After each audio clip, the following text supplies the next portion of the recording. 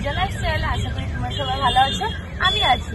তো চলো, আমি এখন মালিগাঁও রেলওয়ে স্টেশনে যাইতেছি।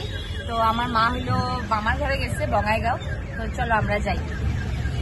গাইস, এখন স্টেশন আমি পৌঁছাইলাম। তো চলো, এখন মারে ফোন করছিলাম, ফোন করতে মা বললো অল্প ট্রেন একটু লেট আছে। তো চলো দেখা যাক, একটু বসবো আর কি, রিলস বানাবো। তো রিলস বানায়া তারপর হইলো দেখা যাক এখন কয়টা বাজে আসে মা।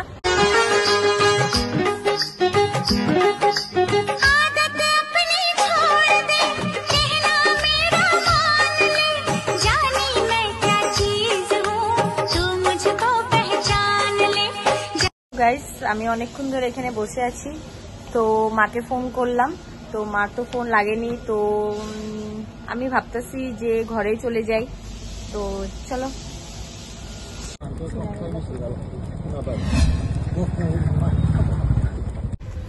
চলো গাইস, আমি এখন ঘরে যাইতেছি।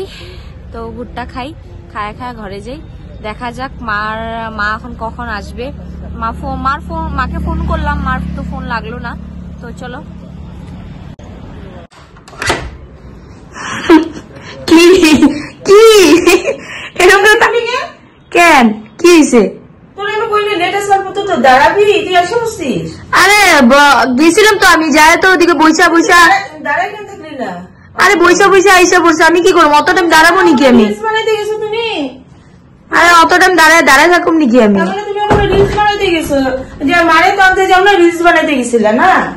আরে না, ওইটা কথা না, আমি তো গেছিলাম, তুমি না বললা ট্রেনটা লেট। তুই তো দাঁড়াই তো থাকবি না অল্প টাইম।